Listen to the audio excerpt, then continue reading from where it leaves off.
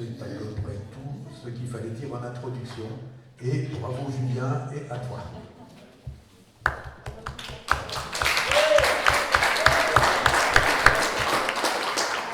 Merci. Eh bien, bonsoir à toutes et tous. Je suis très heureux d'être là ce soir pour cette conférence sur un sujet qui me tient tout particulièrement à cœur. Déjà, je voulais remercier bien entendu l'association Fige Accueil pour m'avoir donné l'opportunité de faire cette conférence, et aussi donc l'association Luciole que je représente également aujourd'hui. Et donc quand l'idée est venue il y a quelques mois d'aborder les thématiques environnementales dans le cadre de cette conférence avec Fige Accueil, au départ je me suis dit que c'était une chouette idée, et après je me suis dit que peut-être certaines personnes pouvaient ressentir un effet déceptif du fait que beaucoup d'entre nous sommes déjà beaucoup informés à ce sujet. Et donc c'est pourquoi on a souhaité trouver un fil conducteur nouveau, un regard nouveau, et aborder en parallèle des questions plus sociales. Et en l'occurrence, on s'est dit que c'était l'opportunité de faire le lien entre les problématiques environnementales et la mission de Fige Accueil, qui est tout simplement d'accueillir les nouveaux arrivants. Et c'est pour ça qu'on est arrivé à la notion des mouvements de population. Donc une histoire de mouvements de population et de déséquilibres environnementaux, c'est ce qu'on va voir dans cette conférence. Et j'en profiterai pour définir donc la notion d'anthropocène.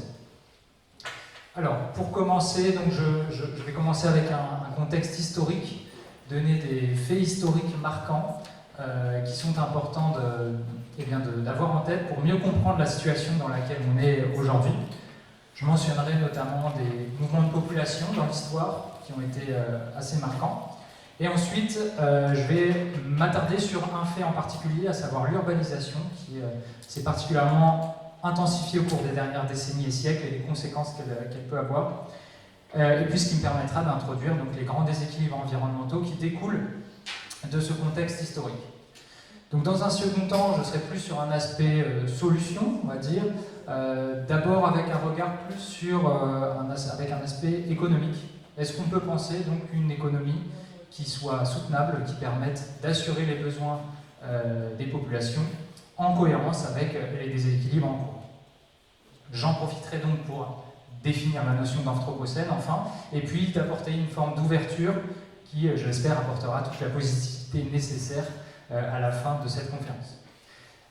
Alors, je commence donc avec ce contexte historique, et pour commencer, j'ai besoin de donner des ordres de grandeur de temps pour repositionner les choses convenablement dans l'histoire, et concernant notamment la naissance tout simplement des êtres humains, et en particulier d'Homo sapiens. Et donc je me permets de rappeler que Homo sapiens fait partie d'une famille biologique qui s'appelle les hominidés, au même titre que les orang-outans, les chimpanzés et les gorilles, qui ont tous un genre biologique, par exemple le genre biologique Pan pour les chimpanzés, celui des gorilles, celui des orang-outans, et donc le genre Homo qui correspond aux espèces humaines. Et ce genre Homo est apparu il y a environ 2,8 millions d'années. On se rend compte un peu des ordres de grandeur de temps. Et au sein de ce genre Homo, on trouve différentes espèces humaines, que sont par exemple Homo habilis, Homo erectus, et une dernière espèce humaine non éteinte, bien entendu, donc Homo sapiens. Homo sapiens est apparu il y a seulement 315 000 ans, pour avoir un ordre de grandeur de temps là aussi. Donc c'est qui est quand même relativement récent. Donc je vais maintenant présenter un certain nombre de faits historiques concernant Homo sapiens, et faire souvent le lien donc, entre des mouvements de population et des déséquilibres environnementaux, puisque c'est la thématique de la conférence. Donc tout d'abord, le premier fait que je voulais présenter, ce sont tout simplement les premières migrations d'Homo sapiens en dehors du continent africain. Donc on constate, donc, du fait du mode de vie d'Homo sapiens, qui est basé majoritairement sur la cueillette et la chasse, eh bien Homo sapiens prélève sa nourriture dans son environnement. Donc naturellement, il est amené à se déplacer et à un mode de vie qui est nomade. Donc ce qui fait que petit à petit, Homo sapiens va se déplacer en dehors du continent africain, puisqu'il faut savoir qu'Homo sapiens est né dans l'équivalent de l'Éthiopie actuelle, et ensuite a découvert le continent eurasiatique, l'Australie, et puis les continents américains.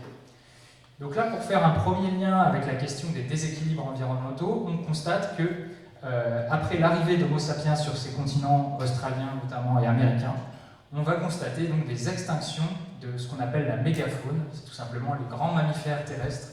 Et ici, on a un petit graphique qui montre justement à quel point Homo sapiens a déjà à l'époque contribué à des extinctions de mammifères terrestres. Donc ici, on voit que par exemple, les mammifères de plus d'une tonne, il y en avait 48 qui existaient et 40 qui sont éteints du fait de l'arrivée d'Homo sapiens. De la même manière, pour les mammifères de plus de 500 kg, on voit que 15 espèces de mammifères de plus de 500 kg sur 27 ont disparu à cette période-là du fait de cette perturbation induite par l'arrivée d'Homo sapiens. Il faut constater aussi que c'est moins le cas sur le continent africain. Sur le continent africain, où encore aujourd'hui on retrouve des mammifères géants comme les éléphants, puisque tout simplement c'est là où nous sommes nés et nous avons cohabité depuis le départ avec ces animaux. Là où sur les autres continents, nous avons induit une forme de perturbation.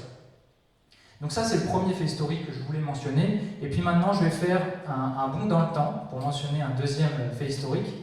Et la différence par rapport à celui-ci, ici on voit donc que c'est le mode de vie d'Homo sapiens qui induit un déséquilibre.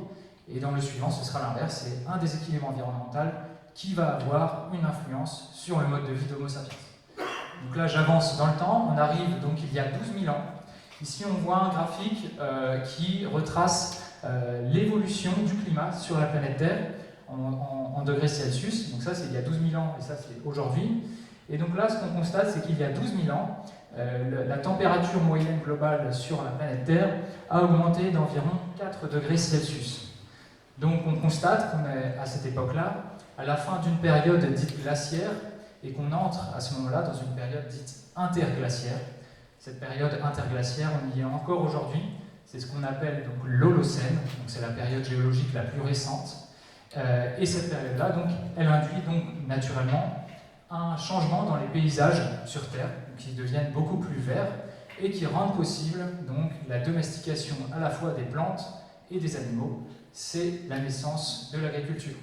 Donc là, c'est là où c'est une différence, puisque c'est vraiment un climat qui évolue, qui va amener petit à petit des pratiques qui sont différentes.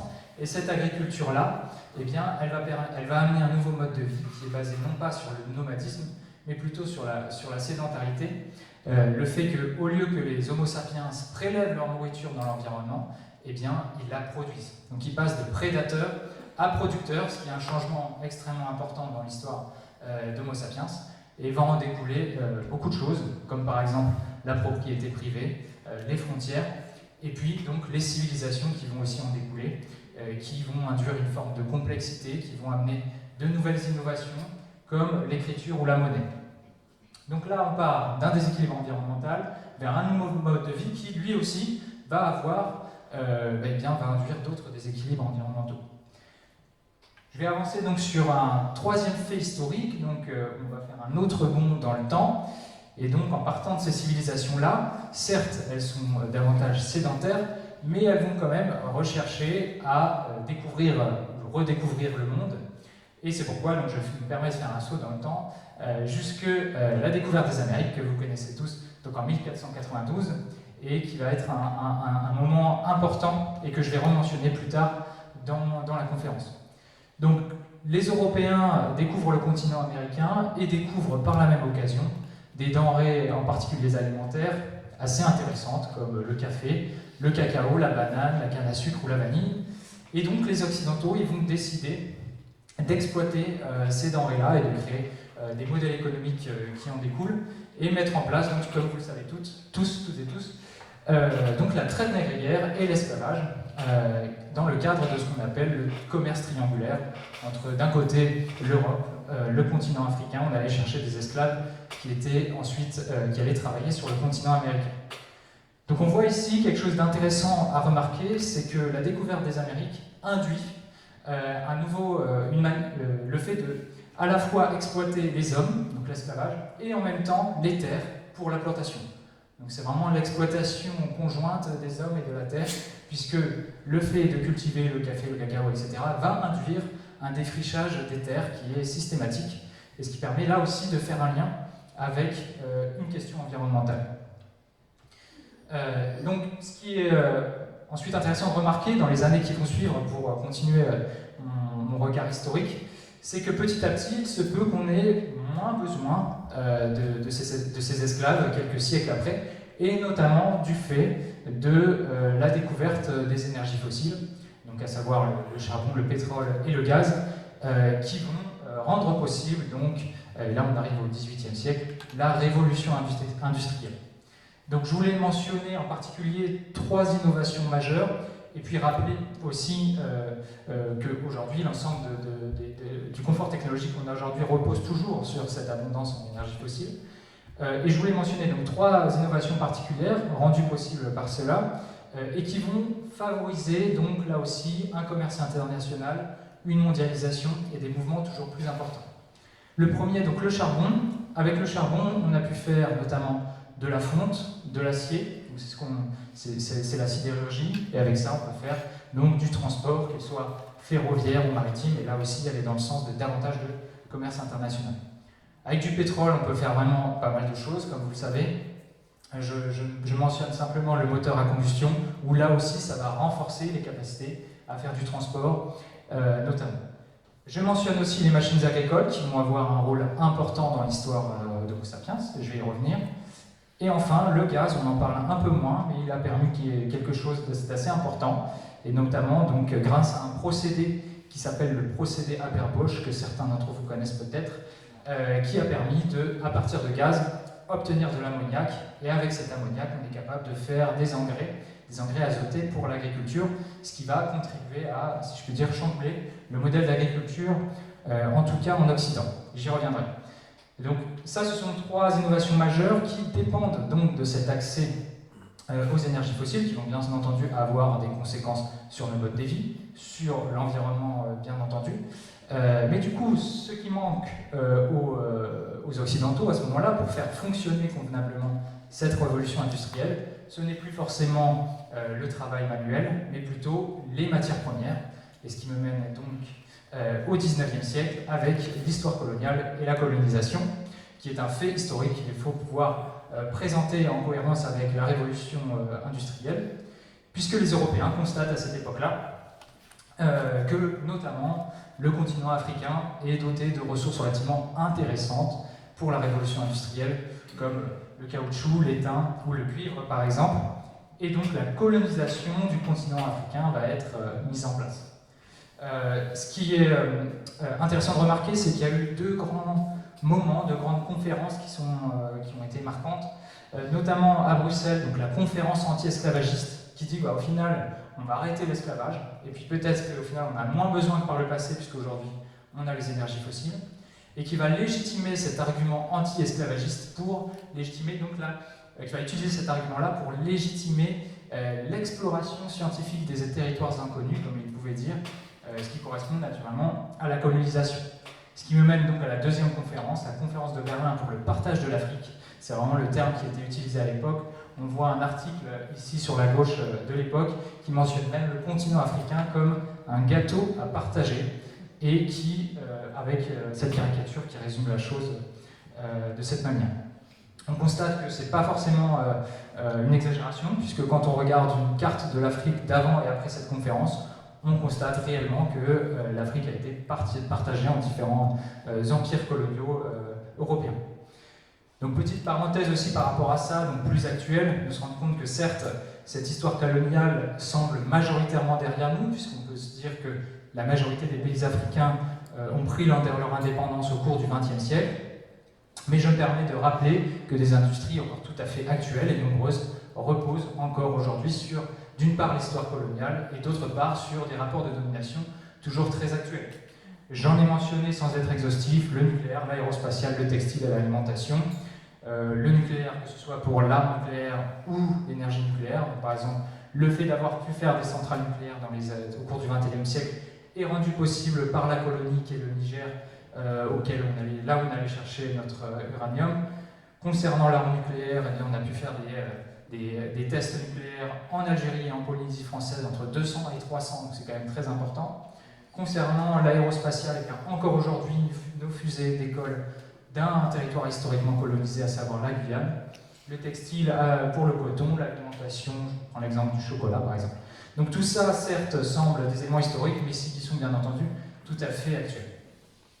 Donc c'était un autre fait important historique, je vais y revenir, j'aurai besoin de revenir là-dessus un petit peu plus tard dans la conférence. Et ce qui me mène à un dernier moment important dans l'histoire, plus récent, au cours du XXe siècle, qui est tout simplement donc, la modernisation agricole, qui est parfois appelée comme la révolution verte, qui va avoir des conséquences importantes sur notre mode de vie notamment, et sur les questions environnementales aussi, puisqu'on est dans un contexte, en particulier après la Seconde Guerre mondiale, où on cherche à sécuriser, en tout cas dans les pays occidentaux et en France, à sécuriser la production alimentaire pour une population qui est grandissante. Et c'est pourquoi on va favoriser l'industrialisation du modèle d'agriculture en France. Il y a aussi des travaux en sociologie qui démontrent qu'à cette époque-là, les paysans avaient été désignés comme archaïques et irrationnels, et qu'ils ont petit à petit disparu au profit de ceux qui ont accepté une forme de modernité en agriculture et qui sont alors devenus des exploitants agricoles.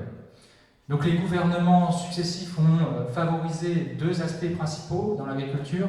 C'est d'une part la spécialisation, donc la spécialisation des régions, la division régionale du travail agricole. Donc on le voit très bien aujourd'hui avec la Beauce, on a du blé, en Bretagne on a des porcs, en Andalousie, en Espagne on a des fruits et légumes par exemple. Et d'autre part la mécanisation, on va donc favoriser l'utilisation des machines qu'on considère plus performantes.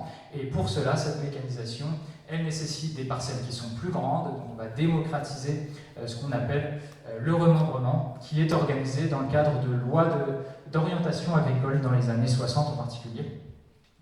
Et aussi, on va mettre en place ce qu'on appelle un catalogue officiel national des semences, qui fait que les agriculteurs, pour pouvoir être commercialisés, les semences devaient être indiquées dans ce catalogue-là, ce qui fait que des entreprises se sont spécialisées dans la vente de ces semences-là, et ce qui a permis la naissance des agro-industries qui ont ensuite proposé des pesticides et des engrais avec les semences. Donc ça a vraiment favorisé la mécanisation du système alimentaire, en tout cas en Europe, et on constate notamment d'un point de vue environnemental, d'un point de vue paysage, à quel point ça a pu avoir des conséquences, puisque on estime à 70% les haies qui ont disparu en France depuis les années 50, ce qui correspond à 1,4 million de kilomètres de haies qui ont été détruites depuis les années 50, soit 33 fois le tour de la Terre, rien que pour la France. Donc ça a bien sûr eu des conséquences environnementales, mais ça a quand même eu un effet bénéfique, c'est celui qui avait été recherché, en tout cas l'objectif a été rempli, c'était de produire davantage.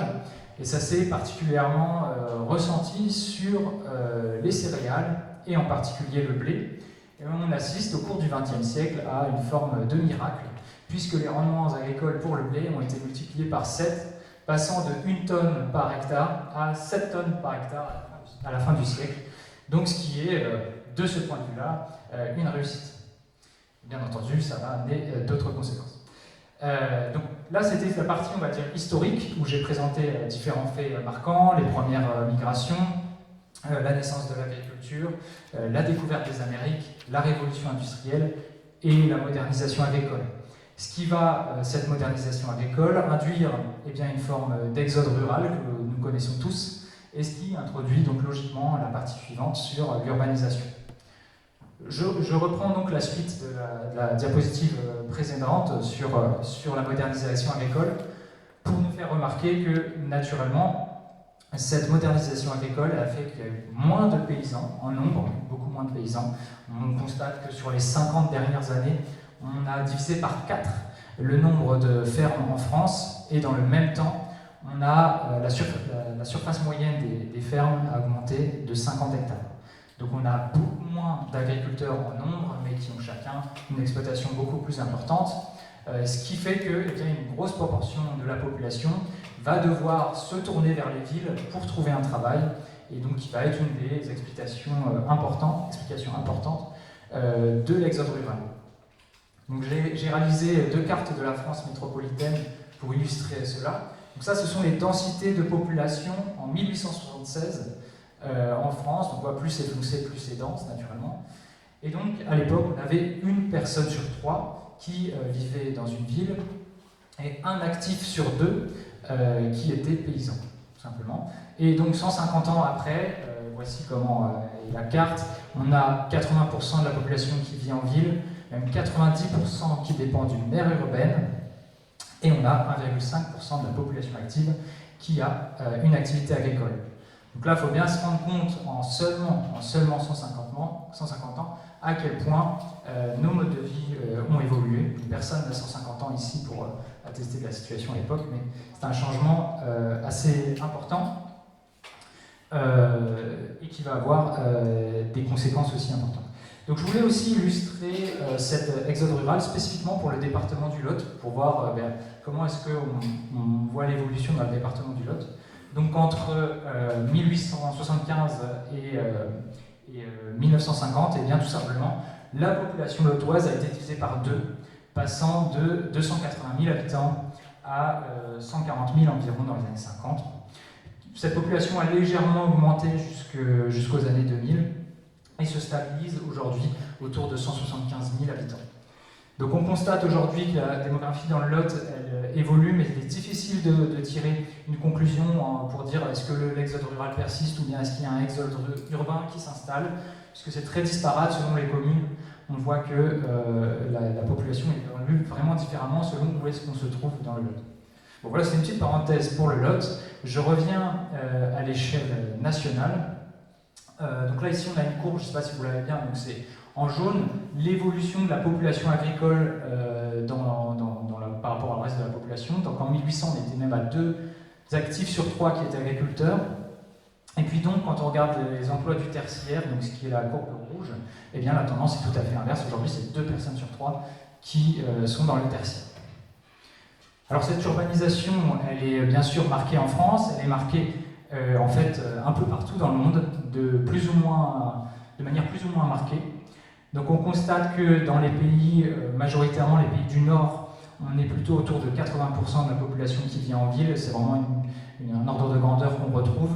Là où dans les pays du Sud, même si ça a tendance à augmenter, on a encore une grande proportion des pays du Sud qui ont une urbanisation inférieure à 40%. Donc par exemple l'Inde, donc 1,4 milliard d'habitants qui vivent à seulement 34% dans des villes.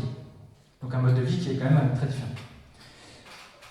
Donc le fait de vivre toujours plus en ville, eh bien, ça va avoir aussi des conséquences sur nos modes de vie, même au sein des foyers, puisque en termes de logement, on va avoir besoin de beaucoup plus de logements. En fait, c'est la fin de ce qu'on appelle les foyers complexes. Donc les foyers complexes, c'est le fait d'avoir dans un même foyer, donc les parents, les enfants, peut-être les grands-parents, un oncle, une tante, et on pouvait avoir peut-être 6-8 personnes au sein d'un même foyer. Et puis après, au cours du XXe siècle, il y a un foyer type qui a pris le dessus, si je puis dire. C'est ce qu'on appelle la famille nucléaire, avec 2 parents, peut-être des enfants, qui se forment les foyers types, et puis donc les grands-parents qui vivent seuls. Ce qui est notamment favorisé par le système des retraites qui est intervenu à la fin du XXe siècle. Donc ce qu'on constate en fait, c'est quelque chose d'un peu contre-intuitif, c'est que certes il y a une augmentation du nombre de logements, mais l'urbanisation s'accompagne d'une diminution du nombre de personnes dans chaque logement. On a une diminution du nombre de personnes dans chaque logement. C'est ce qui est illustré ici. On voit la population en rouge qui augmente, mais elle augmente beaucoup moins vite que le nombre de logements, ici en bleu et en jaune. Et donc ça, comme j'ai expliqué, ça s'explique par ce nouveau mode de vie, rendu possible donc par la mise en place du système de retraite, comme je viens de l'expliquer, aussi par les maisons secondaires, qui viennent mettre une pression sur le nombre de logements, les études longues, on vit éloigné de son foyer, et puis aussi quelque chose de moins évident, c'est l'augmentation de la part de personnes vivant seules. On est plus longtemps célibataire et on divorce plus que dans les décennies et siècles passés. Il y a une étude qui s'est attardée sur ce sujet. Et donc ce qui fait qu'on a besoin de toujours plus de logements, on a besoin de toujours plus construire, et puis on va le voir, ça va aussi induire une forme d'artificialisation qui va s'intensifier. Donc le logement en lien avec l'urbanisation, logiquement, et puis je voulais dire un mot aussi sur la question des transports et montrer une tendance qui s'observe depuis 2 siècles maintenant, comment ça a pu évoluer depuis justement cet exode rural. Alors quelque chose qui n'a pas changé depuis 200 ans, c'est le temps chaque jour en déplacement. Le temps moyen à se déplacer chaque jour, il est toujours de 1 heure par jour et n'a pas changé depuis 200 ans. À l'inverse, ce qui a grandement changé, c'est la distance moyenne qu'on fait chaque jour. Donc à l'époque, en 1800, on faisait 5 km par jour, et aujourd'hui on en fait 50. Qu'est-ce qui a changé? Bien entendu, ce sont les moyens de transport, puisqu'il y a 200 ans, tout à gauche, en vert, on voit que c'était très majoritairement de la marche, les 5 km, et aujourd'hui, donc on fait 50 km avec très majoritairement de la voiture. On voit aussi beaucoup de trains, d'avions, notamment. Voilà. Donc ce qu'il faut comprendre, c'est que les innovations technologiques, notamment dans le cas des transports, qui découlent de la révolution industrielle, n'ont pas permis de réduire notre temps de déplacement, mais ont permis d'aller plus loin. Et donc ce qui fait que on va peut-être vivre plus loin de son travail, et ce qui va là aussi contribuer à nouveau à l'essor des villes là aussi. Donc voilà pour la partie sur l'urbanisation. Je me permets un résumé de ce qu'on a vu depuis ces quelques dizaines de minutes. Donc ce que je voudrais dire, c'est que les faits historiques marquants qu'on a vus au début, donc que ce soit les premières migrations, la naissance de l'agriculture, la découverte des Amériques, la révolution industrielle et la modernisation agricole, tous ces faits-là nous permettent de mieux comprendre la situation dans laquelle on est, et ils vont être des causes importantes de déséquilibres environnementaux qui sont actuels. Et ce qui me fait donc une transition pour la partie suivante, puisqu'on va s'attarder à cette question-là sur les déséquilibres environnementaux. Alors je commence cette première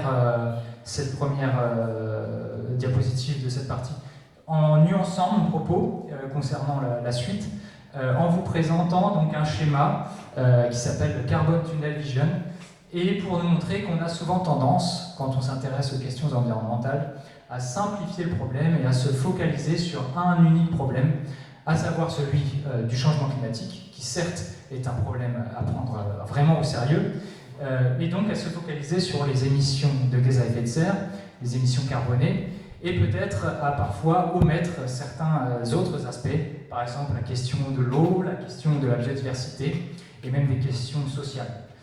Alors même si c'est une bonne intention de s'intéresser aux gaz à effet de serre, je nous invite à essayer de prendre en compte différents autres critères de manière à éviter donc des fausses bonnes idées, puisque parfois on arrive à proposer une solution qui va réduire des gaz à effet de serre, mais qui pourrait avoir un effet négatif sur, comme je disais, la question de l'eau par exemple, sur la question des ressources, ou être injuste socialement, et donc créer des inégalités. C'est pourquoi on a besoin d'avoir une cartographie un petit peu plus globale pour éviter ces fausses bonnes idées. Et donc je vous propose de regarder la situation avec un concept que vous avez peut-être déjà, dont vous avez déjà entendu parler peut-être, qui s'appelle donc le concept des frontières planétaires, plus connu sous le nom des limites planétaires. Donc ces limites planétaires, on en entend souvent parler, mais peut-être que c'est pas toujours très clair de quoi il s'agit, donc je vais prendre le temps de réexpliquer ça. Donc ces frontières planétaires est un concept qui est représenté sous forme d'un schéma qui fait peur, que voici. Donc ces frontières planétaires, le but c'est de mesurer, de quantifier la capacité du système Terre à satisfaire les besoins des êtres humains. Est-ce que le système Terre est en mesure de satisfaire nos besoins? Et pour cela, donc, il y a 9 seuils, 9 indicateurs qu'on regarde pour savoir si on est dans une zone d'incertitude ou si au contraire on est sûr que le système Terre peut satisfaire nos besoins. Donc c'est représenté sous cette forme avec les 9 indicateurs qui sont sous forme de cercle, et au milieu l'espace de sécurité, donc le seuil à ne pas dépasser dans la partie verte. Donc on constate bien malheureusement que sur les 9 indicateurs, eh bien, il y en a déjà 6 dont on a déjà dépassé le seuil de stabilité. Et donc ça veut dire qu'on rentre dans une zone, disons, de turbulence ou d'incertitude plutôt, c'est-à-dire qu'on ne sait pas quelle est la capacité du système Terre à satisfaire les besoins humains. Donc ça va être quelque chose à prendre en compte pour proposer notamment une économie soutenable, ce qu'on va voir dans la partie suivante. Bref, donc 9 indicateurs, je vais juste les mentionner. Donc, en haut, on voit le changement climatique ici, donc qui est présenté ici comme seulement 1/9 du problème. On voit ici l'intégrité de la biosphère. Donc la biosphère, c'est l'ensemble des espèces vivantes, l'utilisation des terres, la perturbation du cycle de l'eau douce, les cycles biogéochimiques de l'azote et du phosphore, l'acidification des océans, les concentrations en aérosols atmosphériques, la couche d'ozone et enfin les nouvelles entités et nouvelles pollutions. Donc j'allais un petit peu dans le détail pour 5 d'entre elles, mais pas les 9, tout simplement par manque de temps. Donc si vous avez des questions sur les 4 que je ne vais pas présenter, à savoir acidification des océans, aérosols, couche d'ozone et nouvelles entités, n'hésitez pas à me les poser à la fin de la conférence. Juste pour un peu spoiler et résumer la chose, il y a vraiment 2 choses qui contribuent au dépassement des frontières planétaires. Il y en a une qui est relativement intuitive, c'est tout simplement la combustion des énergies fossiles, qui va contribuer par exemple à la fois au changement climatique et à l'acidification des océans. Et puis une autre chose qui contribue au dépassement de 6 frontières planétaires sur les 9, eh bien, ce sont les pratiques agricoles. Donc je vais devoir parler d'agriculture à nouveau.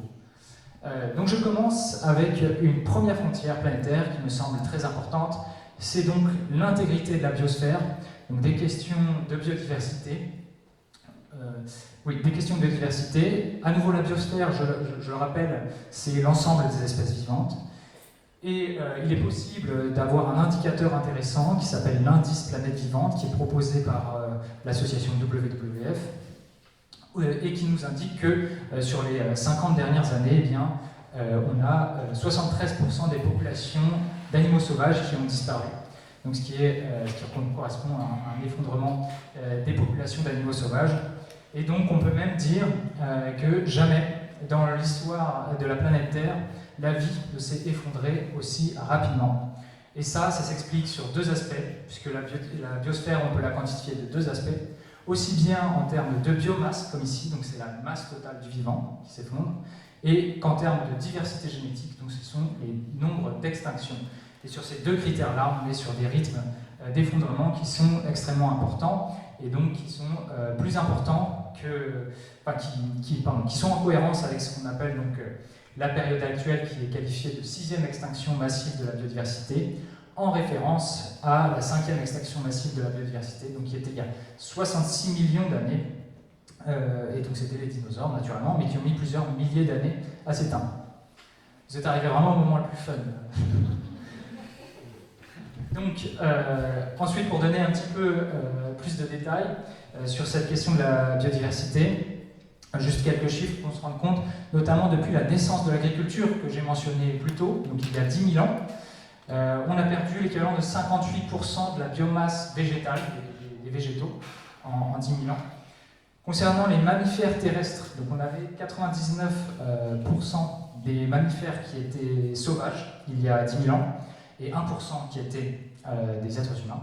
Aujourd'hui, on a 2% de mammifères qui sont sauvages et 98% qui sont soit des humains, soit des animaux d'élevage. Concernant les oiseaux, eh bien, on a perdu en seulement 40 ans 57% des oiseaux dans les paysages agricoles en Europe. Et puis, il y a une étude qui a démontré qu'en Allemagne, on avait perdu 76% des insectes volants en seulement 27 ans. Concernant les causes de ces effondrements de population, en particulier d'insectes et d'oiseaux, je me permets de ne pas y aller par 4 chemins, puisqu'il y a un éléphant dans la pièce, que sont les pesticides, et en particulier les semences enrobées. Je me permets de mentionner le travail de Stéphane Foucard, qui a démontré quel était justement le travail des marchands de doute, qui semaient le doute quant à la réelle origine des effondrements de populations d'insectes, à savoir les pesticides. Alors à l'échelle européenne, c'est bien majoritairement les pesticides qui jouent un rôle sur les extinctions, notamment de populations d'insectes. À l'échelle internationale, c'est à la fois les pesticides et bien entendu la déforestation qui jouent un rôle dans la destruction d'habitats. Ce qui me mène tout naturellement à la 2e frontière planétaire, donc sur l'usage des sols, ça s'appelle changement d'usage des sols. Et donc, on constate que l'humanité nécessite d'une surface au sol qui s'intensifie et qui induit une forme de déforestation. Et là aussi, on constate qu'à 90%, la déforestation elle est due à l'agriculture. On voit ici sur ce schéma, donc sur ce graphique, on voit une évolution depuis 12 000 ans, donc depuis environ la naissance de l'agriculture. Comment est-ce que l'empreinte au sol de l'humanité a évolué? On voit par exemple en rose les surfaces cultivées, en vert les pâturages, et en jaune, on ne le voit pas parce que c'est relativement faible, et bien ce sont les surfaces artificialisées. Donc j'ai un autre tableau qui, peut-être que vous aurez du mal à voir, mais je vais le commenter. Donc ce qu'il faut comprendre, c'est que sur l'ensemble de la surface habitable sur Terre, on en a 45% qui est dédié à l'agriculture. 45% des surfaces habitables sont dédiées à l'agriculture et 1% sont dédiés à l'urbanisation, au bâti. Dans ces 45% d'agriculture, 80% des terres agricoles dans le monde sont dédiées à l'élevage. 80% des terres agricoles dans le monde sont dédiées à l'élevage. Et cet élevage apporte à l'humanité l'équivalent de 17% des calories et 38% des protéines. 80% des terres agricoles mondiales sont destinées à l'élevage, ce qui apporte 17% des calories et 38% des protéines. Et donc on comprend bien que l'élevage, et en particulier donc les régimes alimentaires basés davantage sur les produits carnés ou laitiers, eh bien, vont forcément amener une pression plus importante sur l'usage des terres et contribuer davantage à la déforestation. Sont pointés du doigt, bien entendu, eh bien, les pays occidentaux qui ont un régime alimentaire beaucoup plus orienté vers les produits d'origine animale que les pays du Sud. Ensuite, donc, concernant une frontière planétaire suivante, je voulais parler donc du cycle de l'eau douce et de la perturbation du cycle de l'eau douce. Alors vous savez peut-être que chez nous, chacun, on a une consommation d'eau domestique pour se doucher, pour cuisiner, etc., qui est de l'ordre de 150 litres d'eau par personne et par jour. Donc ça, c'est la consommation d'eau domestique. Maintenant, il faut aussi qu'on s'attarde à l'eau qu'on ne voit pas, qui sont consommées en dehors de chez nous, donc par exemple pour produire des produits industriels, ou tout simplement pour faire pousser les cultures. Et donc ça, quand on prend en compte l'ensemble de cette eau-là, on appelle ça l'empreinte eau. Et donc cette empreinte eau pour un Français, elle est de l'ordre de 4896 litres d'eau par personne et par jour. 4896 litres d'eau par personne et par jour. Là aussi, on peut voir comment est-ce qu'elle est découpée, cette empreinte eau. Donc on voit ici ce graphique. Et à nouveau, eh bien, c'est notre régime alimentaire qui va être le premier facteur. Donc avec à 36% la consommation de viande. Ensuite viennent les produits industriels à 11%. Et puis à nouveau le régime alimentaire, le thé, le lait, les huiles, les céréales, etc. Juste quelques ordres de grandeur. Par exemple, une piscine, c'est 43 000 litres d'eau.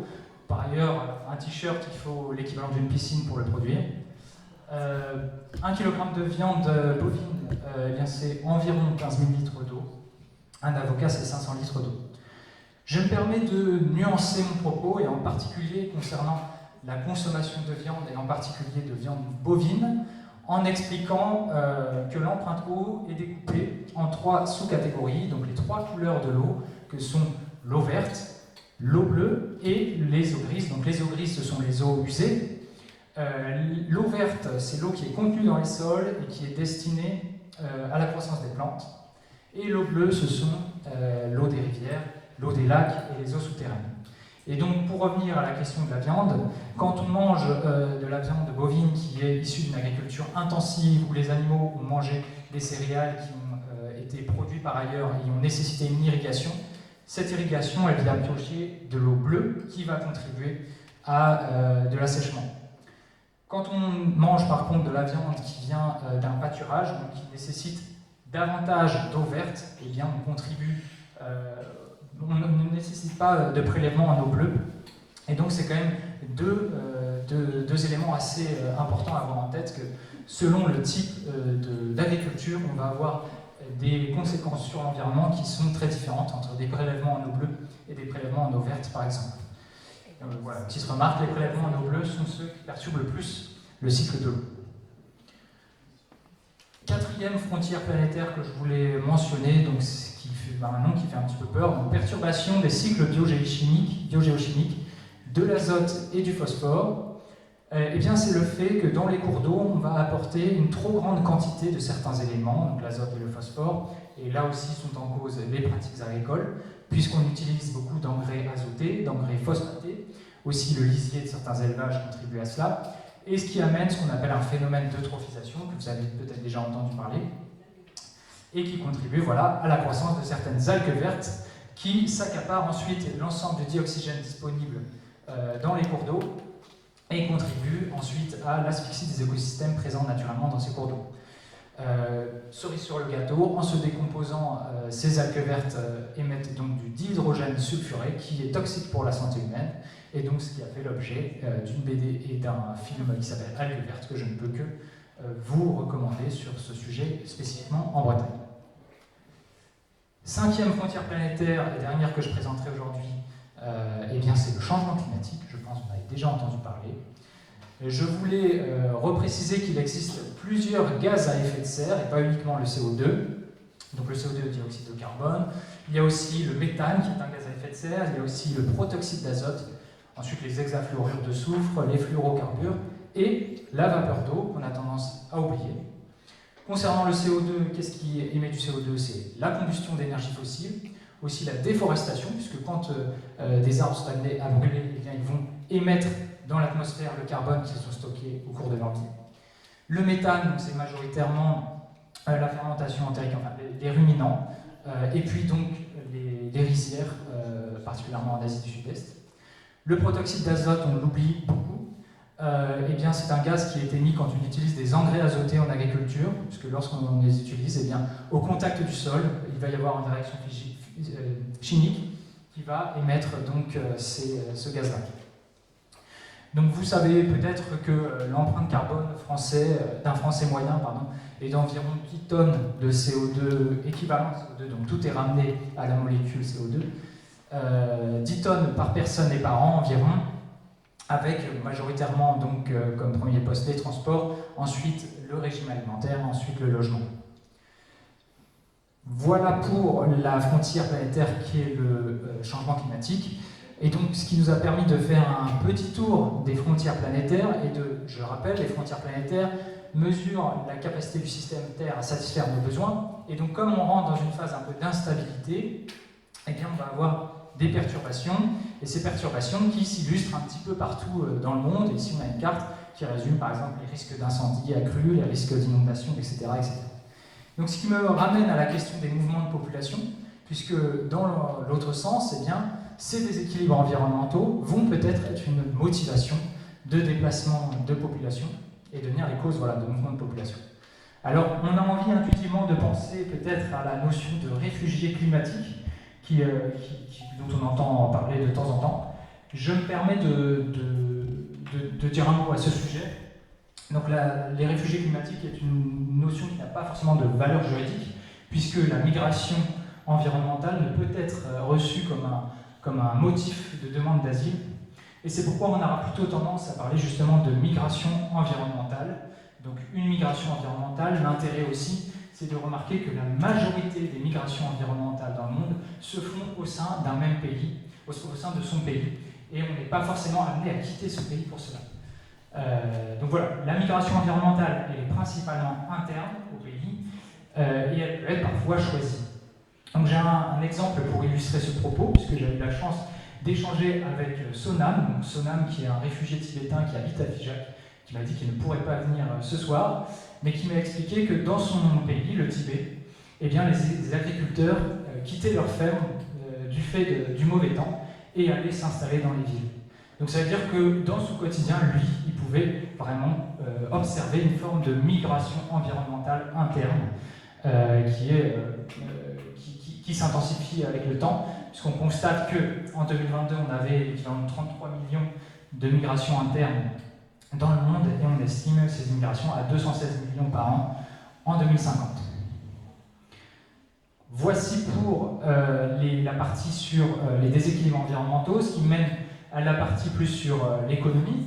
Donc est-ce qu'on peut penser une économie qui est soutenable, ou plutôt qui assure les besoins humains tout en prenant en compte ces déséquilibres et ces complexités, si je puis dire. Donc pour cela, je me permets de rappeler qu'aujourd'hui, la croissance économique, elle est suivie par un indicateur qui est le PIB, qui n'a cessé de croître au cours des dernières décennies. Et puis donc là, je me permets de mentionner Jean-Marc Jancovici sur la diapositive qui suit, qui a démontré que cette croissance économique était proportionnelle à la quantité d'énergie que l'humanité consomme. Une proportionnalité entre ces deux éléments. Et le problème que ça pose, c'est que cette consommation d'énergie, elle est elle aussi proportionnelle à autre chose, et en l'occurrence aux émissions de gaz à effet de serre. Donc ce qui veut dire que plus on utilise de l'énergie, plus on croît, mais plus on fait des gaz à effet de serre. Et probablement qu'on fait aussi plus d'autres pressions environnementales sur la biodiversité, sur l'eau, etc. etc. Donc là, ça fait que bien, il y a certaines personnes qui souhaitent arriver à ce qu'on appelle un découplage, c'est-à-dire découpler les émissions de gaz à effet de serre, mais continuer à croître économiquement. Donc c'est pour ça de proposer des technologies qui soient plus sobres d'un point de vue consommation de carburant, par exemple, et qui émettent moins de gaz à effet de serre. Et je me permets dès à présent de débunker cette proposition avec une assertion qui a été faite en 1866, donc qui n'est pas tout à fait récente, par M. Stanley Jevons, qui a démontré que à cette époque-là, donc au XIXe siècle, alors que les machines à vapeur étaient toujours plus performantes et consommaient moins de charbon, et cela n'a contribué nullement à la réduction de la consommation globale de charbon à cette époque-là. Il explique, c'est une confusion d'idées que de croire qu'économiser le carburant amène une réduction de la consommation. C'est le contraire qui est vrai. Donc il dit carrément c'est l'inverse, c'est-à-dire que plus on optimise, plus au final on a tendance à augmenter la consommation. Donc ce paradoxe il s'explique de cette manière. Quand on a une amélioration technologique, un gain d'efficacité, ce gain il induit une réduction du prix du bien et qui augmente alors la demande, ce qui fait qu'on en a encore plus. Par exemple, il y avait peut-être chaque machine à vapeur qui consommait moins de charbon, on avait beaucoup plus de machines à vapeur. Et donc ce fait-là, c'est intéressant qu'on l'ait observé en 1866, mais ça n'a toujours pas été compris, puisque l'année dans le monde où on a consommé le plus de charbon, c'est 2024. Dans l'histoire de l'humanité, donc ça continue. On voit ici donc l'évolution de la consommation d'énergie à travers le monde entre 1800 et aujourd'hui, et on voit ici donc le charbon, le pétrole, le gaz, et malgré l'arrivée des énergies renouvelables, celles-ci donc ne remplacent pas les énergies fossiles qui s'ajoutent plutôt aux énergies fossiles. C'est ce qu'on appelle l'empilement énergétique, donc les énergies s'additionnent sans se substituer, et donc c'est ce qu'on appelle aussi un effet rebond. Donc ici on voit un exemple d'effet rebond, et je vais présenter deux autres effets rebonds qui sont peut-être contre-intuitifs. La première des choses, c'est tout simplement le tri et le recyclage des déchets, où malgré le fait qu'on a des nouvelles capacités à trier et recycler les déchets, eh bien ça n'invite pas les industriels à penser comment ne pas utiliser de déchets, voire même ça peut être un outil déculpabilisant pour ces industriels à continuer à les utiliser, si bien qu'à l'échelle internationale, eh bien, la quantité de déchets produits ne fait que s'accroître. De la même manière, sur la dépendance à la voiture, qui est un exemple typique d'effet rebond, où depuis toujours on a cherché à faire des moteurs qui sont plus optimisés, plus économes, mais on a des voitures qui sont plus puissantes, qui sont plus lourdes, qui sont plus nombreuses, on a plus d'infrastructures, on a plus d'autoroutes, etc., etc. Tout le monde a une voiture, beaucoup de gens ont une voiture. Ce qui fait qu'au final, eh bien, on a plus de pollution qu'avant même qu'on ait cherché à optimiser la chose. Donc ça, c'était des exemples d'effets rebonds. On pourrait se dire bien que ça va continuer dans cette tendance, mais on peut aussi prendre en compte, si on veut penser une économie qui est soutenable, eh bien tout simplement un élément important qui est la finitude des ressources, ces ressources qu'elles soient énergétiques et matérielles. Et je vais prendre l'exemple du pétrole dont on a besoin tous les jours, avec un graphique qui fait peur, mais je vais le commenter, donc ça va aller. On voit ici donc la consommation, la production de pétrole dans le monde entre 1950 et des estimations en 2050. On voit donc, surtout, on va s'intéresser aux zones grises. Donc les zones grises correspondent au pétrole qui est produit de manière conventionnelle, donc avec des forages pétroliers conventionnels. Et on constate que c'est en 2008, donc l'année où on a produit le plus de pétrole de manière conventionnelle. On parle de pic pétrolier conventionnel en 2008, ce qui veut dire que depuis 2008, chaque année, on produit un petit peu moins de pétrole de manière conventionnelle que l'année précédente.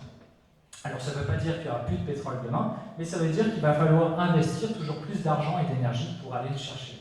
Et donc c'est là où on va regarder la zone jaune en haut, qui est l'énergie nécessaire pour obtenir de l'énergie. C'est une forme de retour sur investissement, puisque pour qu'un forage pétrolier fonctionne, il faut investir du pétrole. Je mets du pétrole dans le forage pétrolier pour qu'il aille creuser, chercher le pétrole sous terre, Et moins il y a de pétrole sous terre, plus il faut creuser profond, et donc moins le retour sur investissement est bon. Donc ce qu'on va s'intéresser, c'est de faire le rapport entre la partie jaune et la partie grise. Et donc on voit que ce ratio, donc dans les années 70, il était de 1 pour 30. Donc j'investis 1 litre de pétrole, j'en sors de terre 30 litres. Dans les années 70, il était à 1 pour 18.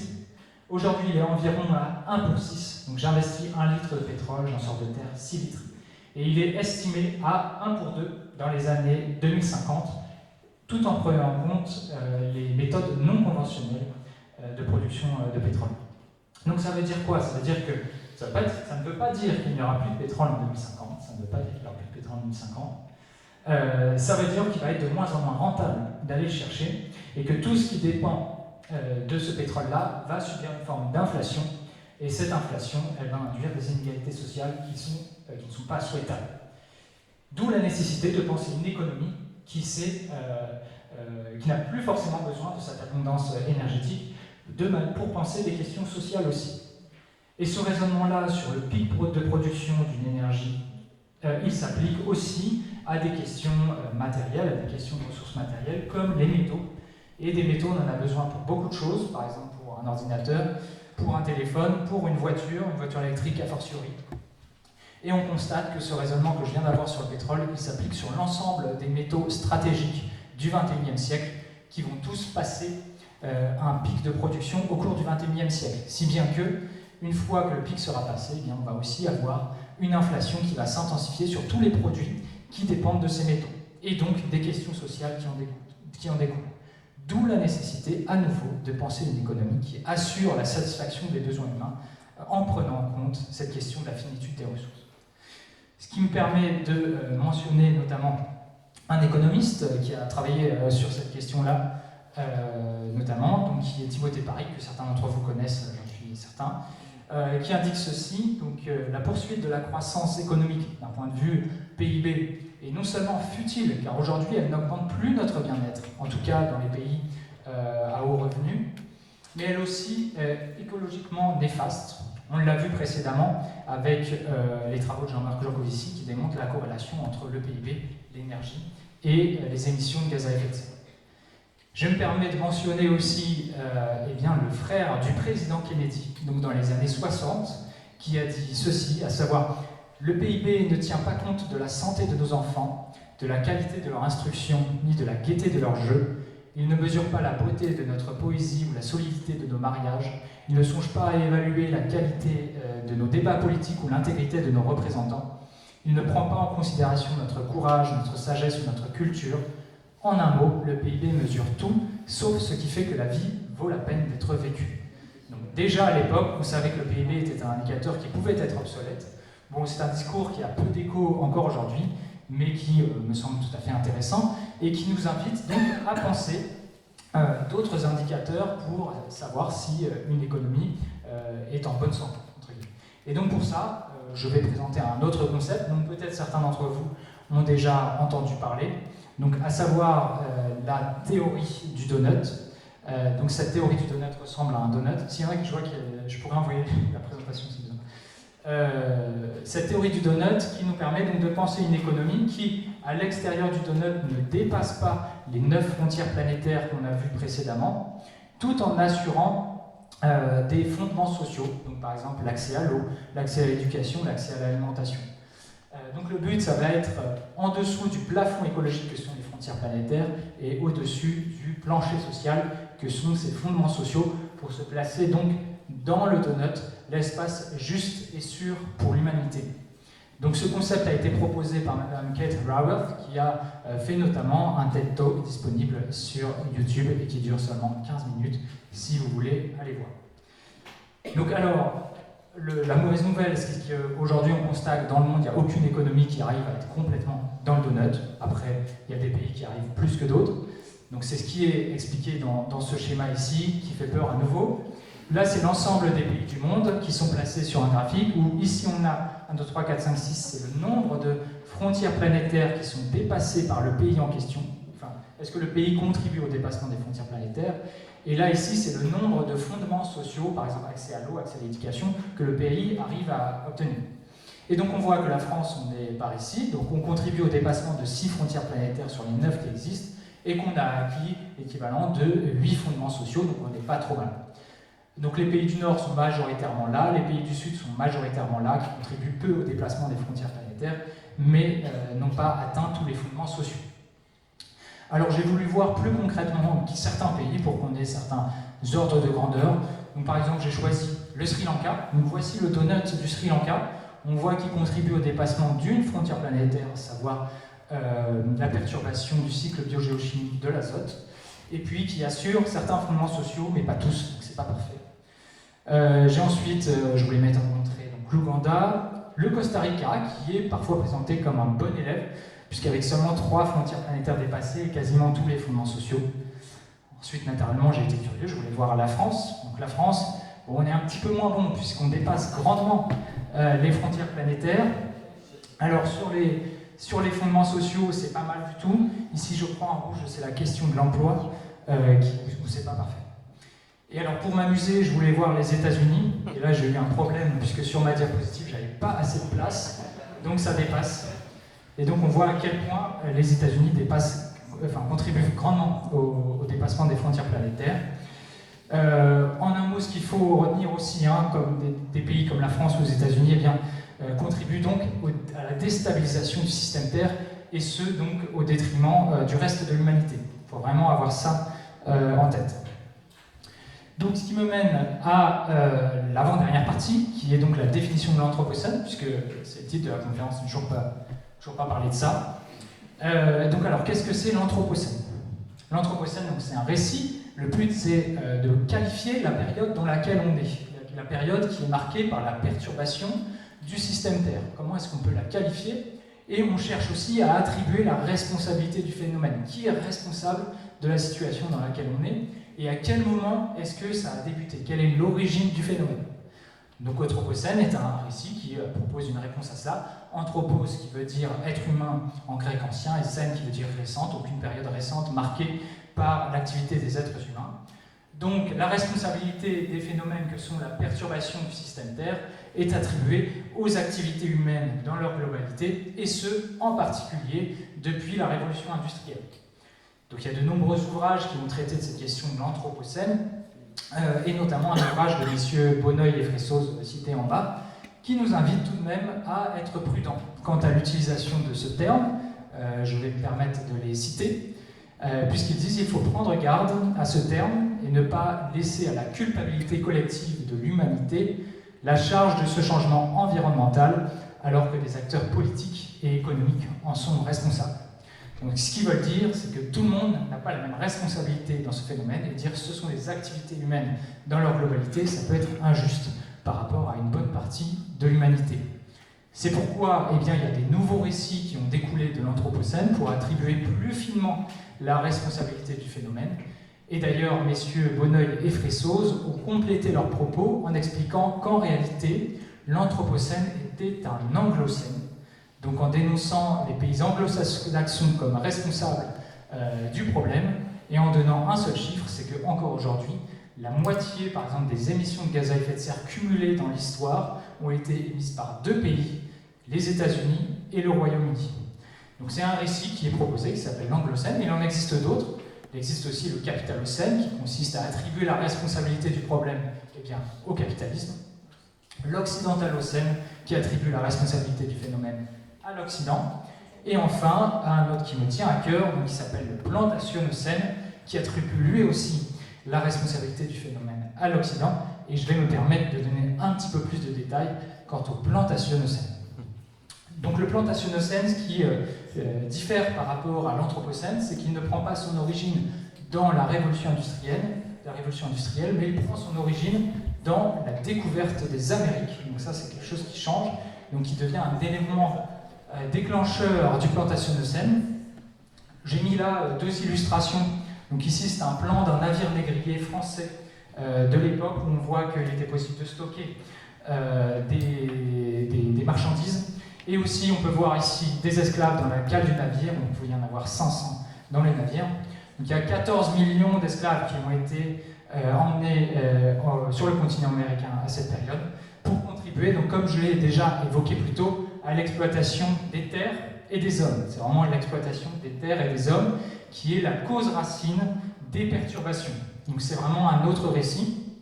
Et ce qui est intéressant avec le Plantationnocène, c'est que la responsabilité du problème n'est pas attribuée à l'humanité tout entière, elle est attribuée plus finement à une minorité de l'humanité, en particulier au mode de vie occidental, puisque en l'occurrence, je pense que vous serez d'accord avec moi, lorsque je dis que les esclaves étaient davantage des victimes que responsables du problème, et donc ce qui nous permet d'avoir une nouvelle compréhension du problème.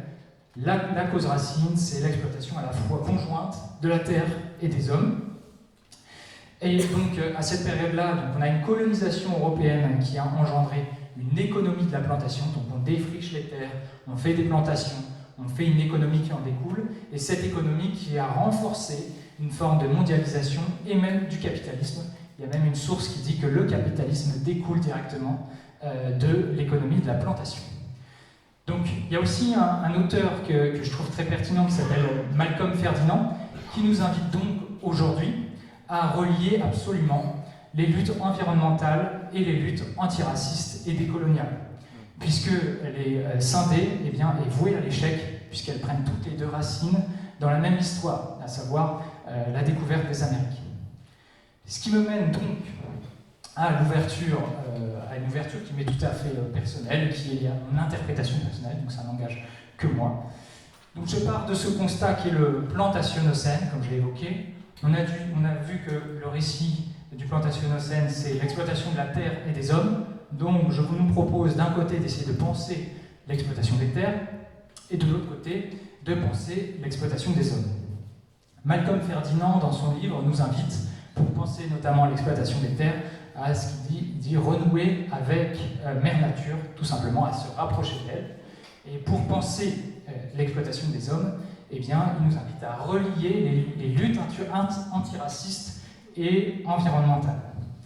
Alors, en haut, pour renouer avec Mère Nature, je fais le lien donc, avec un autre auteur qui s'appelle Henry Land, qui a écrit un livre qui s'appelle Repeupler les campagnes, et qui démontre tout l'intérêt de repeupler les campagnes dans un contexte de crise écologique. Et je pense que d'ailleurs, peut-être dans cette salle, et j'en fais partie, beaucoup de personnes ont quitté une ville pour s'installer dans le Lot, et donc je pense qu'il y a un terreau fertile sur cet aspect-là.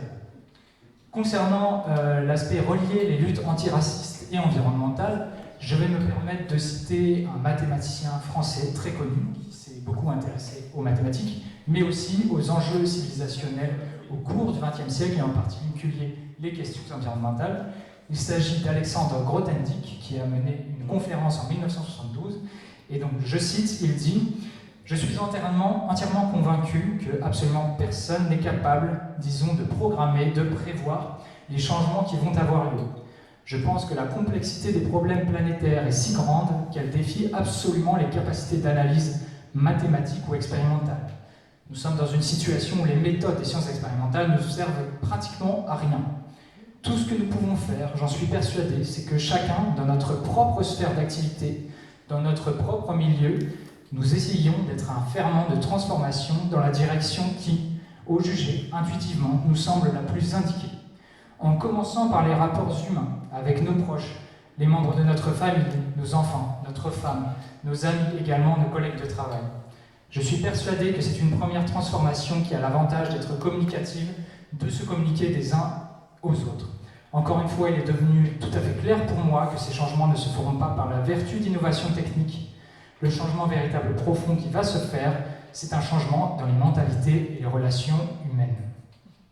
Et donc à partir de l'assertion d'Alexandre Grothendieck, je me dis qu'une bonne manière de relier les luttes antiracistes et environnementales est tout simplement donc de transformer les relations humaines pour devenir toutes et tous des vecteurs de positivité, de joie, d'amour, de festivité.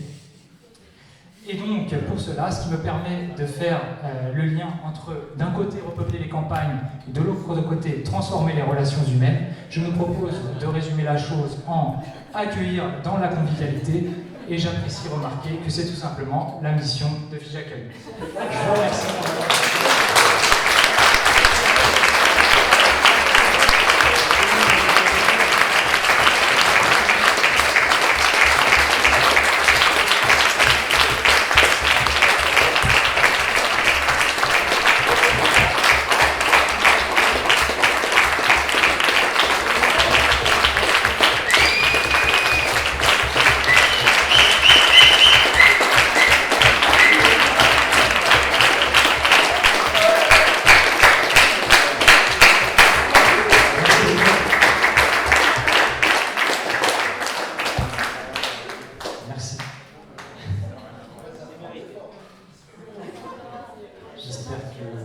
vous avez réussi à suivre. Oui. Je ne sais pas s'il y a des questions, des remarques. Oui. Question technique pour la consommation d'eau par rapport aux produits laitiers et par rapport à la viande. Pourquoi est-ce qu'il y a une aussi grande différence entre les deux? C'est juste qu'il y a une plus grande consommation de viande? J'ai pas. Oui, c'est la différence entre la consommation d'eau entre un produit laitier et un produit carné. Je pense que la différence, mais je n'ai pas une réponse tout à fait précise à donner. Je pense que la différence, c'est que la vache, elle ne peut faire qu'une seule fois de la viande, alors que le lait, elle peut le faire plein de fois. J'ai pas d'autres plus abouties à proposer. Julien, tu as cité le livre Algues vertes, pour parler de la pollution qui se passait en ce moment en Bretagne. Tu pourrais citer aussi le livre, la BD Champ de bataille, qui a été fait par la même journaliste d'ailleurs, Inès Ferro, et qui parle vraiment du remontement, du plan Marshall et tout ce qui s'est mis en place. C'est Monique avant-hier aussi, on a parlé de la même BD. Et ouais, il faut que je la lise d'ailleurs. Donc c'est la BD Champ de bataille sur le remembrement. Oui, merci. Je voudrais, s'il vous plaît, savoir dans quel ouvrage vous avez extrait la citation de Grothendieck. Alors, c'est pas un ouvrage, c'est une conférence qu'il a faite en 1970 au CERN, au Centre européen de recherche nucléaire. Et donc, il y a un enregistrement qu'on peut trouver sur Internet. Et donc là, c'est dans la séquence de questions-réponses où il a dit ça. Oui, et j'ai noté. oui, on a un petit livre en fait. Mais c'est pas un livre en particulier. Oui, oui. Merci.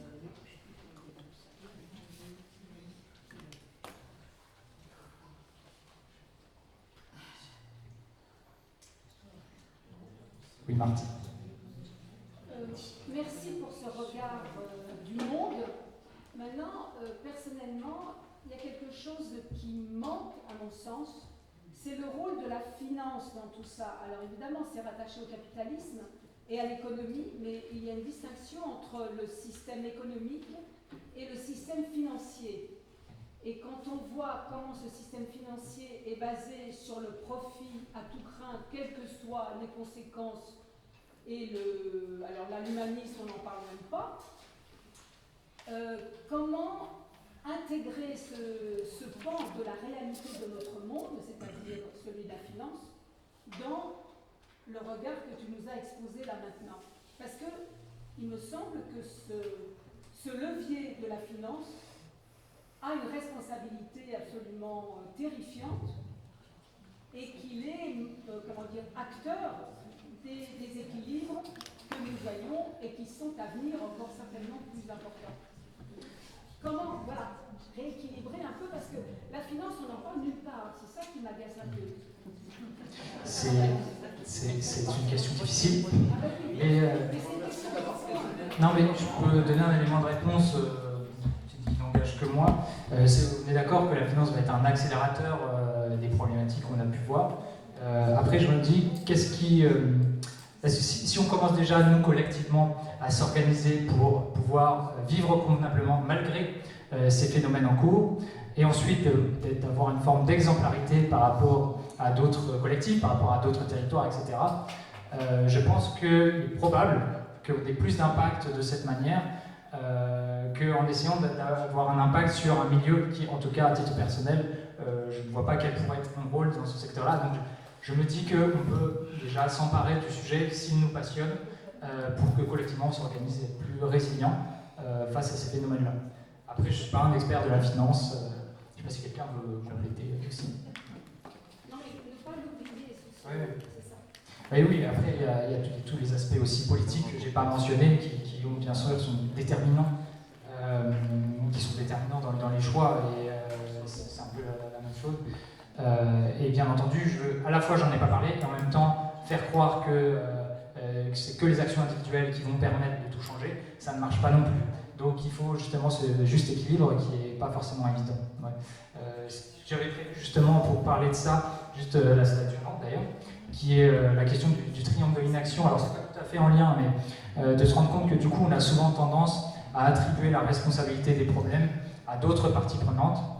Donc par exemple, nous on va pouvoir dire que c'est l'État qui ne prend pas les bonnes décisions, où on n'a n'a pas les bons politiques qui prennent les bonnes lois.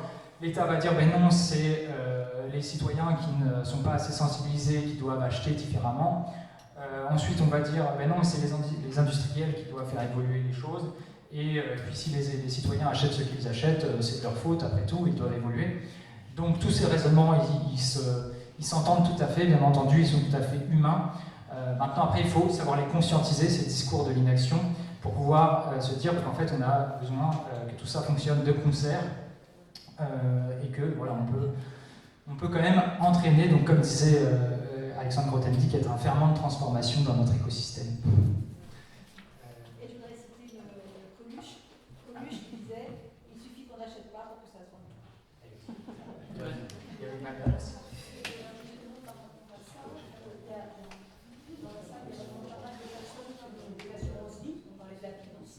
C'est un moyen de levier, par exemple. Quand on a une assurance vie, il suffit juste qu'on décide de ne pas mettre notre argent sur des sociétés qui ne conviennent pas, qui ont des responsabilités qui ne conviennent pas, et de mettre notre argent sur des sociétés qui travaillent dans le monde. Ouais. Je pense que maintenant, il y a énormément de gens à petite échelle pour certains, mais chaque échelle, justement, peut à mon avis, impliquer si on place son argent au bon endroit. On a tous un peu, c'est comme ceux qui ont, c'est comme le tri. Voilà, c'est Donc, comme le tri. On peut tout agir sur ça. Une suggestion là, donc de bien choisir où est-ce qu'on place son argent dans les assurances vie comme un levier, et bien de ne pas financer certaines industries par exemple. Et je pense qu'en effet sur la question de la finance et la finance éthique, pour le coup je pense qu'il faudra une autre conférence, d'1 heure au moins. Et je pense que c'est peut-être pas le sujet où j'ai le plus de compétences aussi. J'ai pas vu les mains levées, Michel. Il y a quelqu'un qui a un petit peu le regard que tu portes sur tout ça, c'est le pape François dans son texte Laudato Si. Je ne sais pas si tu as lu, c'est Non.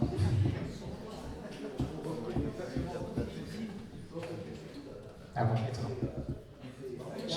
Je l'ai pas mis en source. Ah oui.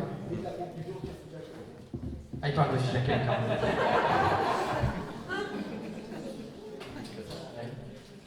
Tu parlais de nouveaux récits, il y en a un qui m'a manqué, c'est celui de la domination des femmes par les hommes, et tu parlais du masculinocène ou je ne sais quel nouveau récit qui pourrait, enfin en tout cas il y a des mouvements écoféministes qui relient l'émancipation de la femme et la cause écologique, que je trouve intéressant aussi. Ouais. Tu as tout à fait raison, et c'est vrai que je partage ce constat que ça manque ici. Après, en effet, là, j'ai souhaité trouver quels étaient les mots-clés qui existaient. Donc, je n'ai pas vu enfin, je ne sais pas quel pourrait être le mot-clé qui aurait été en cohérence avec ça. Mais en effet, et même j'ai eu cette réflexion, je me suis dit que c'était pas forcément que ça manquait dans cette conférence. Et après, je me suis dit que j'avais fait le choix de la thématique sur spécifiquement la question des mouvements de population. Et que du coup, ça m'avait amené à la découverte des Amériques et donc aux plantationocènes, mais tu as tout à fait raison. Et d'ailleurs, Malcolm Ferdinand, dans son livre qui parle beaucoup du plantationocène, il invite justement à relier ces différentes luttes antiracistes, environnementales et féministes aussi. Et donc, bref, c'est assez intéressant. Oui. Est-ce qu'il y a des études qui ont été faites sur un avenir beaucoup plus éloigné? Je suppose que oui, mais enfin, est-ce que pour savoir s'il y a des trucs comme ça à voir Sur un plus éloigné, donc quel ordre de grandeur de temps? Dans le sens de comment la planète va se faire une fois qu'il y a la crise. Ah oui. Donc après le 22e siècle, quoi. Voilà. Alors, je sais pas si les gens connaissent des études de la sorte, mais en effet, ce qui est intéressant de remarquer avec le concept des frontières planétaires, et je l'ai pas dit à l'oral, mais c'était écrit sur la slide, c'est que c'est un concept anthropocentré. Donc c'est est-ce que le système Terre est en mesure de satisfaire les besoins des êtres humains, et c'est pas est-ce que le système Terre est en mesure de satisfaire une autre espèce. Et voilà, donc c'est plutôt l'humanité qui va être impactée par la déstabilisation dans le sens des frontières planétaires, mais ça ne veut pas dire que la planète va s'en remettre et il y aura il y aura une suite. Après maintenant, c'est est-ce que les humains vont pouvoir vivre sereinement dans ce contexte-là, c'est aussi la critique qui est faite aux frontières planétaires, c'est que c'est quelque chose d'anthropocentré, un peu égoïste par rapport aux autres espèces, puisque du coup on va se dire on s'en fiche si d'autres espèces disparaissent, tant que nous on s'en sort. Et donc c'est parfois c'est la critique qui est faite aux frontières planétaires. C'est pour ça qu'il faut bien le préciser, que c'est vraiment anthropocentré, que c'est un choix qui est fait, quoi. Bon, après j'ai pas d'études pour dans 2 siècles, mais...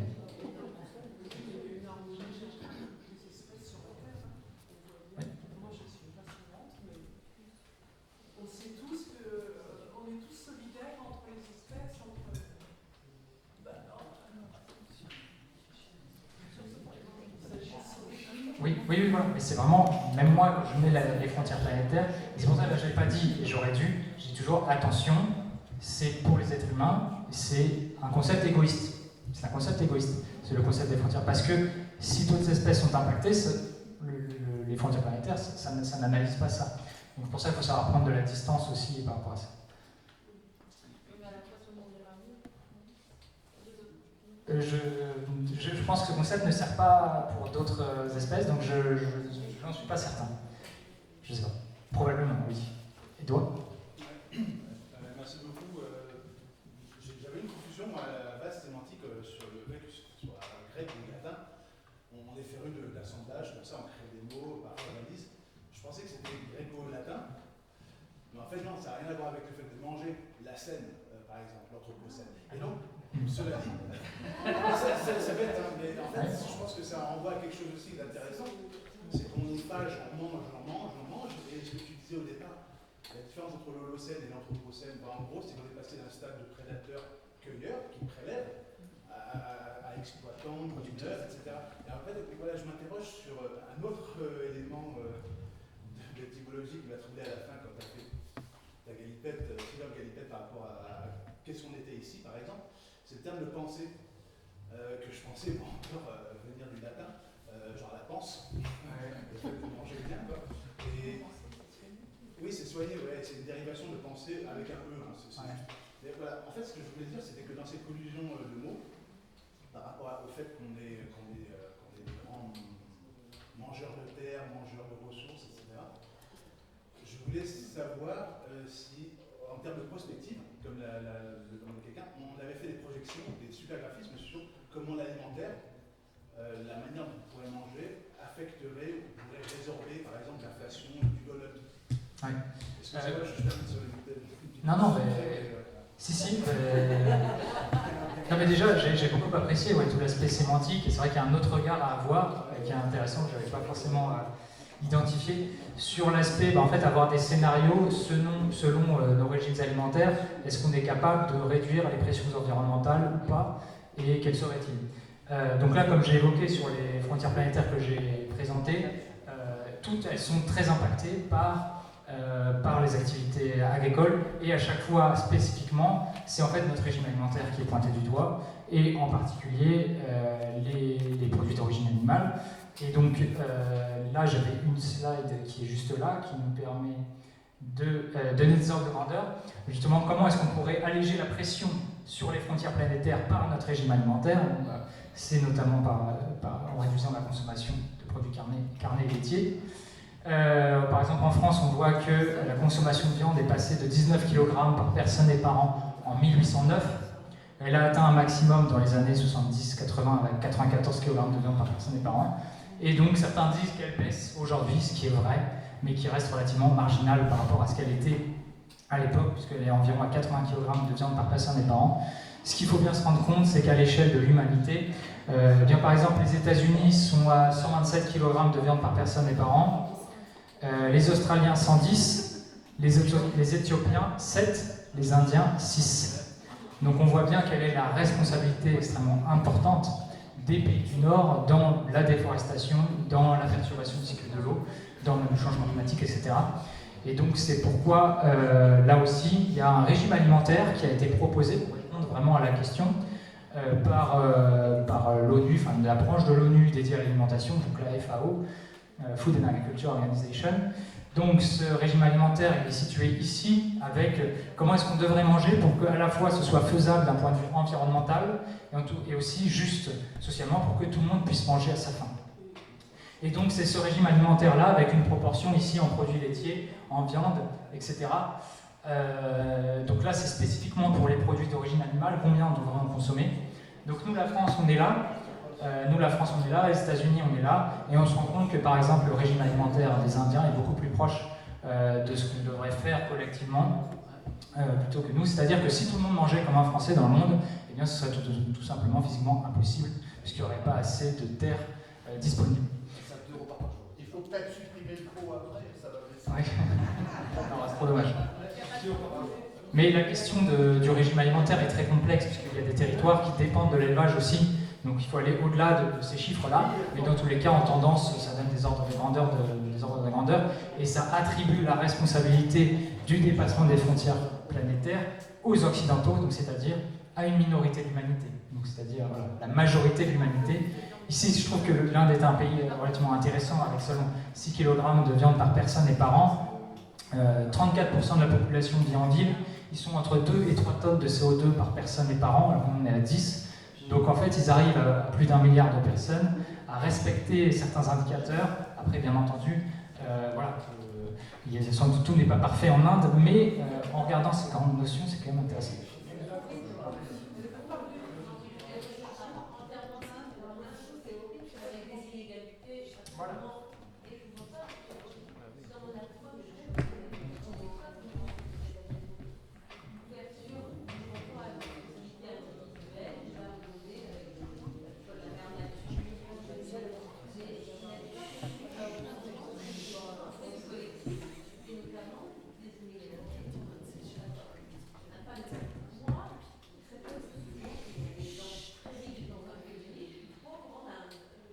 Oui. Encore une fois, sur l'Inde, je nuance moi-même mon propos en disant, en regardant des chiffres en termes d'ordre de grandeur, c'est intéressant de remarquer qu'ils sont dans les cordes, entre guillemets, et je ne dis pas que tout est rose en Inde, non plus. Concernant les inégalités, après, c'est un parti pris que j'ai dû faire, et j'avais qu'1 heure, et il y a plein de choses que j'ai enlevées, vraiment. Sur la question des inégalités, je ne sais pas si ce que j'ai proposé, justement, je comprends que vous avez ressenti ce que j'ai dit comme quelque chose qui nous renvoie justement à l'individu, alors que, en tout cas, ce que je voulais plutôt faire passer comme message, c'est plutôt collectivement, comment est-ce qu'on s'organise. Donc j'ai peut-être raté quelque chose sur cet aspect-là, après je partage tout à fait ça. Et justement, je voulais aussi montrer que les luttes environnementales ne peuvent pas se porter uniquement sur ces aspects environnementaux et qu'on ne peut pas justement les dissocier de certaines questions sociales. Voilà. Bon, après, peut-être c'est pas passé comme j'aurais souhaité, mais je partage votre constat. Oui, Agnès. On parle beaucoup de nourriture, mais les déplacements là-dedans, ils ont une importance fabuleuse aussi. Oui. Les déplacements qui sont non nécessaires, les déplacements des riches. Oui, oui, c'est vrai, c'est un sujet. Quel est l'apport par rapport à la proportion du gâchis et de la gâchis? Ouais. Alors, sur les déplacements, c'est tout à fait vrai ce que tu dis, Agnès. Donc, déjà, quand on parle de déplacement, on est sur la frontière changement climatique en particulier, surtout, puisque là, on va être sur des émissions de gaz à effet de serre. Dans le parti pris que j'ai eu sur cette conférence, j'ai voulu parler des 9 frontières planétaires, la question d'eau, etc. Et donc, ce qui fait qu'au final, j'ai plus parlé d'agriculture que de transport. Donc, sur les transports, en effet, il y a des inégalités qui sont très importantes et qui sont directement en lien avec les inégalités de richesse. Donc, il faut savoir, je trouve qu'avec l'avion, on se rend bien compte justement des inégalités de richesse et des pressions environnementales qui en découlent selon notre revenu.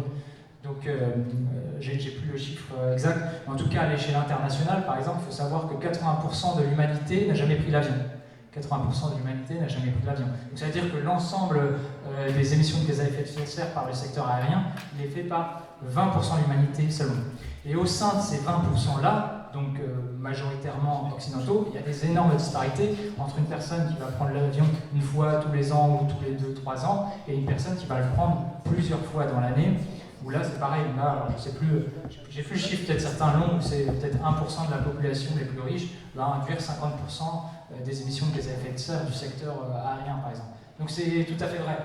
J'aurais pu aussi creuser cet aspect-là, mais ça me tenait à cœur de ne pas être uniquement sur l'aspect climat et de prendre du recul aussi. Il y a une façon de parler du voyage qui me semble très significative de l'esprit de prédation, c'est on ne va pas visiter, j'ai fait Le pays. tel pays. C'est notre mentalité aujourd'hui de prédation. Il faut dire à tout le monde, j'ai fait ci, j'ai fait ça, j'ai fait tel pays, je possède. Alors, on ne sera pas peut-être une dernière chose alors.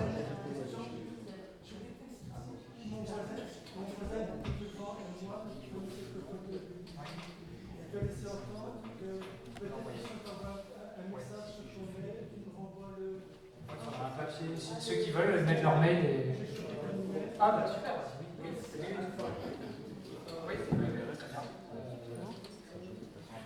Pour ceux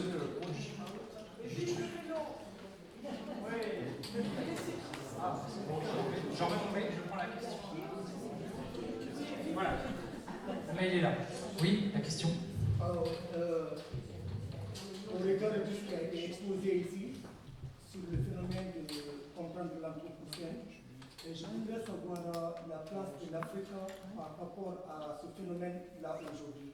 Parce que, sachant que l'Afrique est une population qui n'est pas bien informée, et aussi savoir que la majeure partie des pays de l'Afrique sont en voie de développement. Donc nous avons beaucoup à faire en termes de chantier, par exemple, et à développer certaines choses. Donc par rapport à ça, quelle est notre place par rapport à ça? Ouais, donc concernant l'anthropocène, qui consiste à dire la perturbation du système Terre, il y a aujourd'hui la responsabilité du continent africain dans l'anthropocène est extrêmement faible, voire aujourd'hui, par exemple si on s'intéresse au climat, donc aujourd'hui on dit qu'il faut atteindre 2 tonnes de CO2 par personne et par an. Aujourd'hui en France on est à 10 tonnes. Les seuls pays du monde qui arrivent à respecter les 2 tonnes sont les pays africains justement. Donc sur cet aspect-là, majoritairement la responsabilité, c'est que ce n'est pas de la faute des pays africains, voire même si on considère le Plantationocène, donc qui est le récit qui consiste à dire que le problème environnemental découle de la découverte des Amériques et de l'esclavage aussi, et bien au final le continent africain est davantage victime du problème que responsable.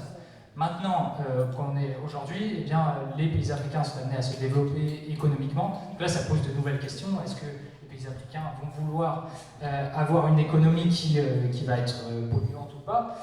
Donc là, il y a justement Timothée Parry, que j'ai mentionné plus tôt, qui s'est penché spécifiquement sur ce sujet, donc c'est parfait, et j'irai très vite. Donc ça, c'est le graphique qu'on a vu tout à l'heure, mais différent. On voyait l'ensemble des pays du monde qui étaient répartis selon le donut.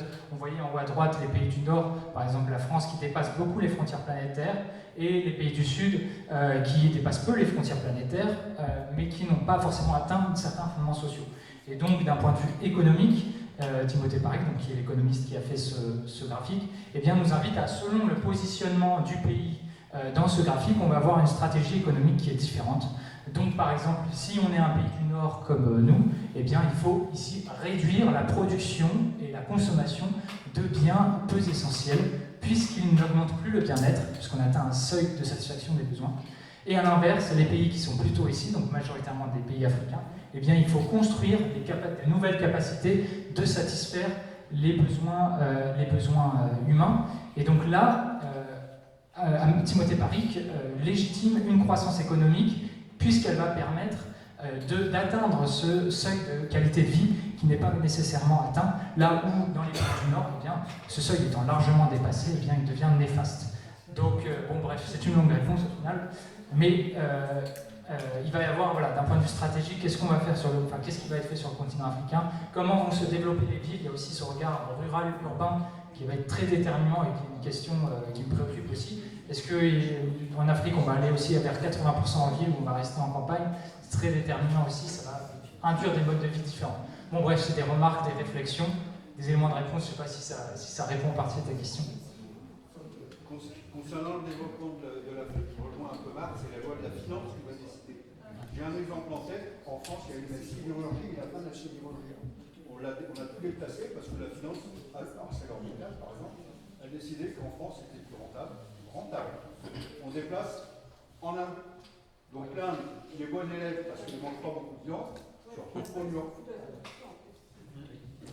Donc je pense qu'il faut faire gaffe à ça. Enfin, donc déjà, Oui, c'est complexe. parce que les petits gars qui travaillent dans la sidérurgie, ils étaient contents, ils avaient du boulot. Du jour au lendemain, on leur a demandé de choisir soit le chômage, soit polluer. Donc le choix individuel est difficile. On va continuer à débattre de tout ça au pot.